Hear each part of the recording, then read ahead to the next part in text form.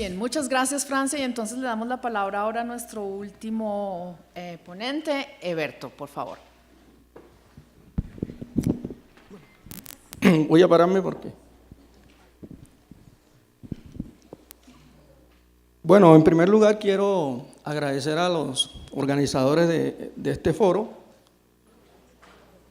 por la invitación, darles un saludo a nombre de la Vía Campesina Internacional, de la Coordinadora Latinoamericana de Organizaciones del Campo, la CLOT, de nuestro Comité Ejecutivo FENSUAGRO, de la Cumbre Agraria, de la cual hago parte y soy uno de sus 35 voceros. Bueno, es difícil hablar después de semejantes exposiciones del compañero Fajardo y la compañera Francia y del compañero Gilberto, pero bueno, siempre queda algo que decir. Yo quiero, lo primero es hacer una relación del poder político en Colombia y de la situación de algunos países de América Latina. Colombia ha sido, bueno, Colombia se jacta, perdonen la palabra, se jacta o por lo menos la oligarquía colombiana se jacta de decir que Colombia es la democracia más antigua del continente. Eso es lo que dicen siempre. Inclusive esta mañana venía escuchando a Darío Arizmendi y habla de la dictadura de Rojas Pinilla y habla de una dictadura suave, ¿no? Se les olvida los muertos que Rojas Pinilla causó con su dictadura militar, los estudiantes en Cali. Bueno, la historia a veces nos las echan mal contadas, pero no hay dictadura buena. O sea, Rojas Pinilla fue un dictador y asesinó gente en Colombia. Y eso se replicó por toda América Latina. Las dictaduras en Chile, en Paraguay, en Brasil. Bueno, no hubo país del continente donde no se replicaran estas dictaduras militares. Pero en Colombia esa dictadura que le llaman blanda, fue una dictadura que se mantuvo y se ha mantenido, oculta. Es una dictadura disfrazada de democracia. Y ese poder ha estado ligado, digamos, en primer lugar, por el poder mafioso, terrateniente, latifundista, histórico en nuestro país. Pero hoy en la modernidad, también ese poder se ha ligado con el sector financiero. El sector financiero se ha ligado también con sectores empresariales. Pero también hemos sido exportadores de nuestro modelo. Este poder lo hemos exportado, por ejemplo, a Paraguay, el Plan Colombia. El famoso Plan Colombia, que se nos impuso a Colombia para reducir la droga en un 50%, se exportó a Paraguay. Allá le impusieron a los compañeros del Paraguay el famoso Plan Colombia, ¿no? Y todo lo que ha significado el Plan Colombia en Paraguay. Pero no fue suficiente eso. También nuestro famoso expresidente exportó su modelo a Honduras, ¿no?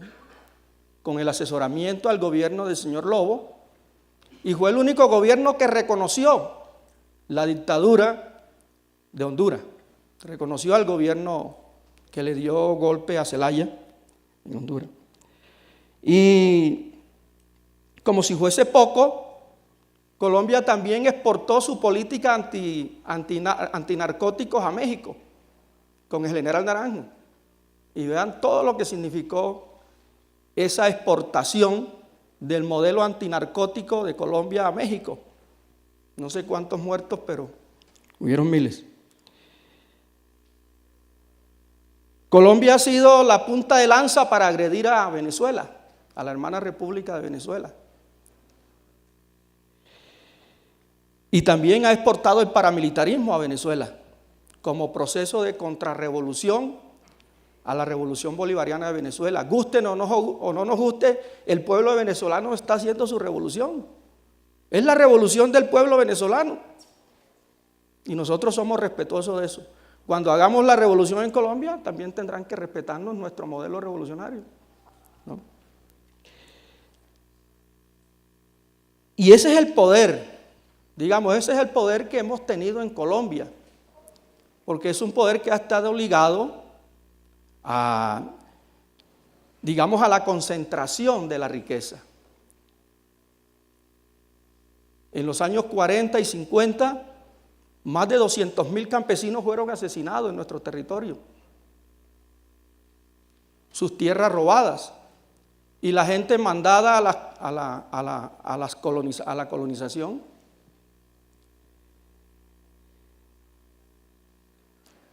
Y ese poder, digamos, hoy es un poder que trata de modernizarse,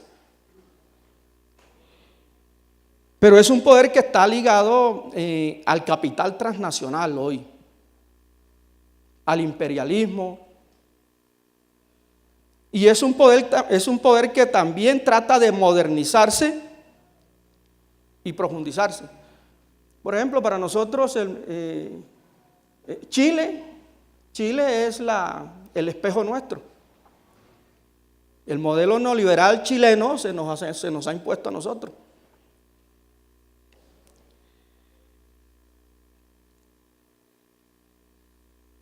En el 91 Colombia hizo la Constitución del 91 con los famosos acuerdos del M-19, que fue un tratado de paz importante, pero no suficiente.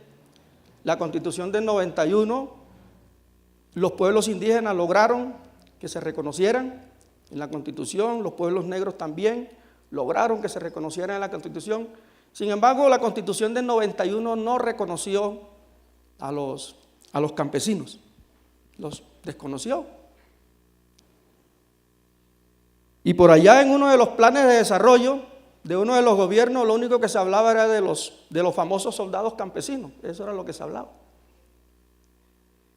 Los campesinos guardabosques. Y nunca se ha reconocido el campesinado. Pero fíjense ustedes, por ejemplo, que el campesinado se autorreconoció.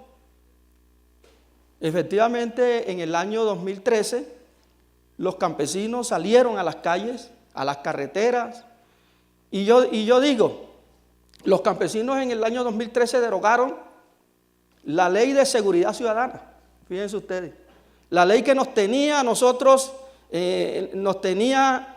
asustados, porque era la ley que se nos había impuesto para que la protesta social no funcionara, para que la gente tuviese miedo, para que se nos impusieran las políticas. Y finalmente más de 1 millón de campesinos que salieron a las carreteras derogaron esa famosa ley. No quiere decir que la ley no esté vigente, pero en la práctica no se le pudo aplicar a los campesinos. Y no se pudo aplicar porque los campesinos en su rebeldía, en su resistencia, se tomaron las carreteras del país.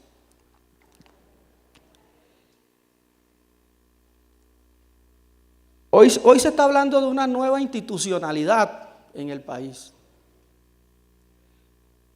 Y es una nueva institucionalidad que está acorde a las políticas del Fondo Monetario Internacional, a las políticas del Banco Mundial, a las políticas de la Organización Mundial del Comercio, que aunque está débil, que se muere y no se muere, pero al final y al cabo son las políticas que se reflejan en el país. Y esa nueva institucional, fíjense ustedes que está de la mano del modelo de desarrollo, del modelo neoliberal que se practica en América Latina. Porque es que hoy las políticas que se aplican en el país no son ajenas a las políticas que se aplican en el Brasil. No son ajenas a las políticas que se aplican en Chile, que se aplican en Uruguay, que se aplican en Paraguay, que se aplican en Honduras,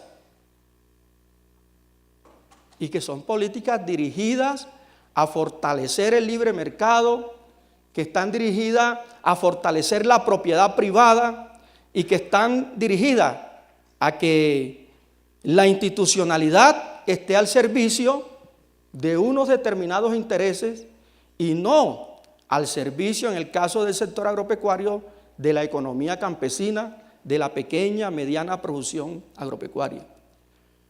Para los grandes intereses imperiales, para los grandes intereses de la burguesía, de las oligarquías nacionales, lo que menos les interesa es la soberanía alimentaria. Los campesinos nos hemos roto la garganta hablando de soberanía alimentaria, pero los gobiernos siguen insistiendo en la seguridad alimentaria. Nuestras propuestas no son tenidas en cuenta. Y para eso entonces hay políticas de represión. Entonces, uno mira, por ejemplo, que la nueva institucionalidad en caso colombiano hoy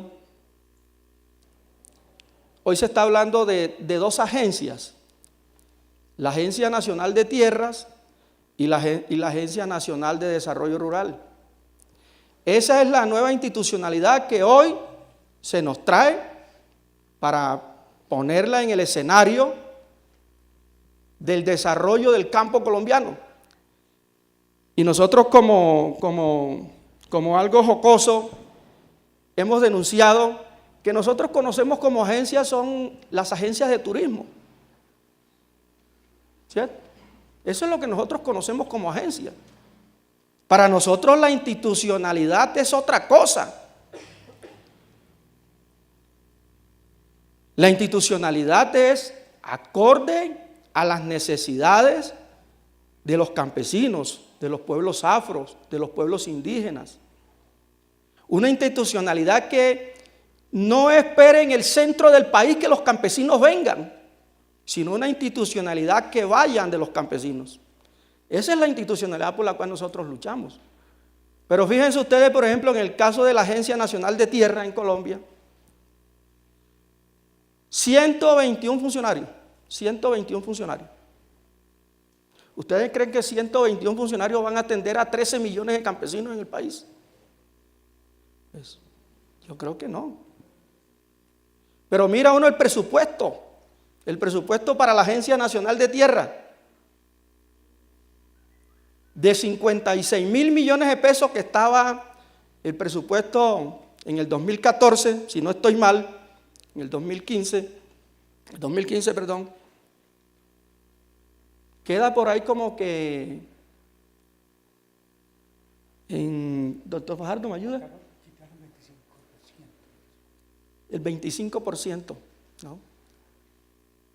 Entonces uno dice, ¿cómo una institucionalidad de este tipo realmente puede servirle a los campesinos? ¿No?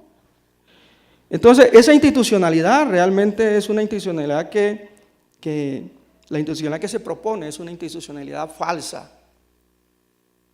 Y esto está pasando en el resto de los países de América Latina,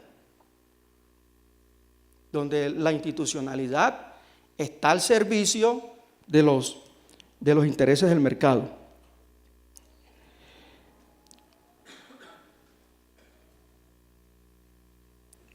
Bueno, uno mira la situación de Colombia en materias de represión. En el 2013, en el paro agrario, hubieron 19 compañeros y compañeras asesinadas. Y no hay un solo detenido. No hay una sola persona presa en las cárceles por estos asesinatos.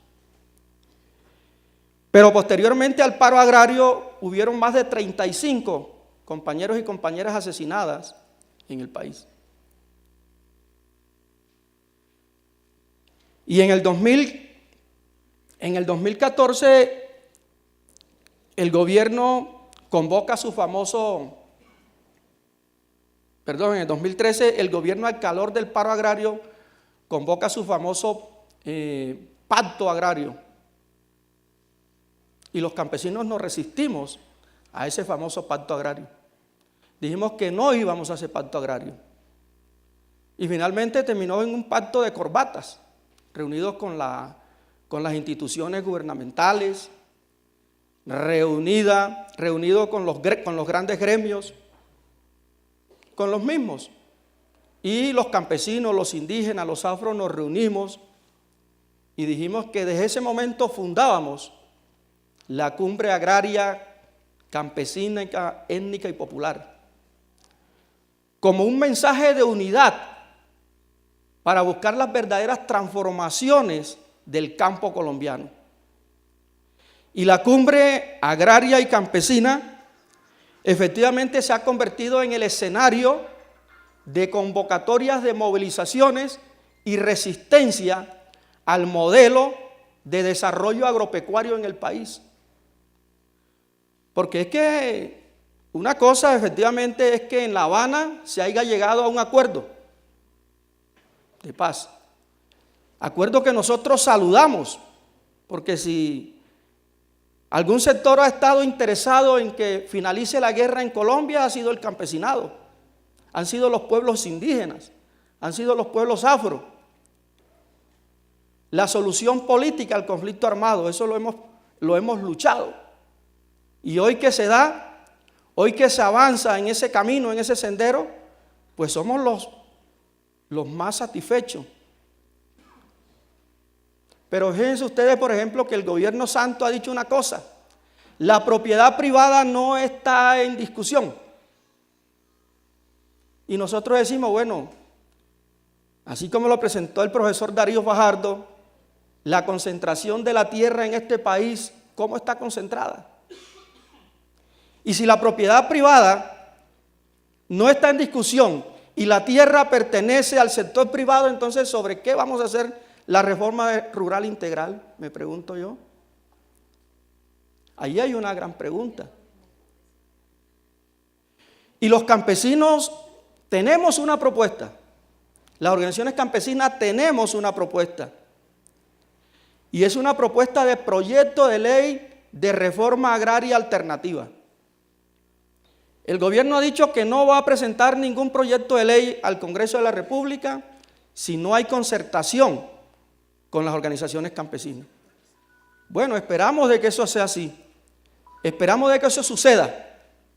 Y esperamos que efectivamente tengamos un proyecto de ley concertado con las organizaciones campesinas. Y esperamos también de que ese modelo de desarrollo que no está en discusión, se ponga en discusión. Porque es un modelo que efectivamente atenta contra los territorios. Y es un modelo que se desarrolla también en toda América Latina. No es un modelo de desarrollo solo de Colombia, es un modelo impuesto por las políticas imperialistas. Y ese modelo impuesto por las políticas imperialistas, tenemos que ser capaces de echarlo atrás. Por eso, así como derrotamos el ALCA en el continente, también estamos construyendo alianzas comunes en el continente para derrotar los tratados de libre comercio, para derrotar el modelo neoliberal, para derrotar las políticas de privatización, para derrotar la guerra y para derrotar a aquellos que pretenden seguir saqueando a nuestros pueblos. Por eso, compañeros y compañeras, creo que este foro nos debe arrojar algunas luces. Primero, de que este foro no es un foro solamente para mirar la situación colombiana. Es un foro para mirar la situación del continente, para mirar cómo están dando el modelo en el continente. Pero también cómo hacemos acciones comunes que nos permitan encontrar la unidad continental, la unidad que nos permite enfrentar ese modelo. Hoy muchos, quizás la oligarquía hoy en el continente está de regocijo por la destitución de la presidenta de Brasil, por el golpe militar en Honduras, por el golpe militar en Paraguay, por la ofensiva contra el gobierno de Venezuela, pero también, nosotros también le tenemos que decir a esa oligarquía que nos estamos organizando, que el continente está levantando su voz y que la unidad de nuestros pueblos será superior a la imposición de esas políticas que hoy se nos presentan como alternativa. Por eso este foro tiene que hacer un llamado a la unidad, tiene que hacer un llamado a la convergencia de nuestros pueblos para enfrentar esas políticas que arrasan nuestros territorios, esas políticas que hoy acaban con el sistema de salud, con las políticas que privatizan el agua, con las políticas que destruyen nuestra naturaleza para darle vía a los agrocombustibles, a los biocombustibles.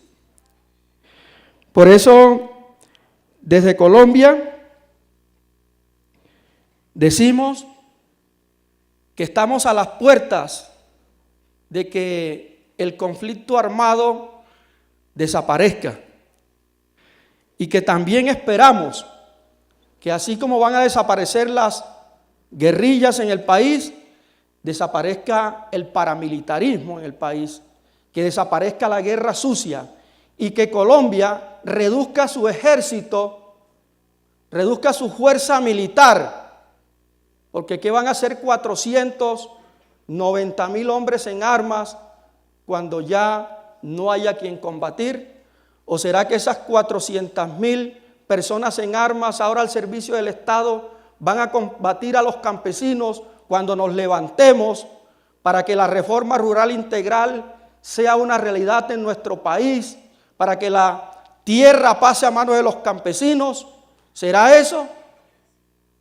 Por eso entonces decimos de que Colombia necesita reducir sus fuerzas militares, porque Colombia no necesita ser un exportador de la guerra contra insurgentes en el mundo. Entonces, compañeros y compañeras, un abrazo, un saludo, y estamos en pie de lucha desde la Cumbre Agraria, desde la Vía Campesina, desde la Coordinadora Latinoamericana de Organizaciones del Campo. Muchas gracias.